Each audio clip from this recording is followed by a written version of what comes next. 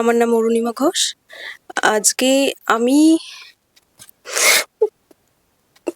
বলতেও কেমন লাগে, খরচই না থাকলে তো আমি আজকে সুইসাইড করতাম।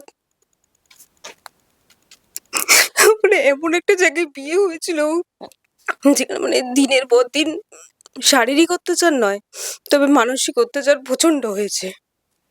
আজকে উনি না থাকলে আমার যে কি হতো আমি জানি না।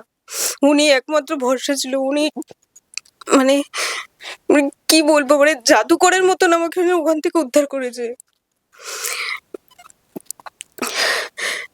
অশেষ কৃপা ওনার। আমি তো চিরকৃতজ্ঞ ওনার কাছে।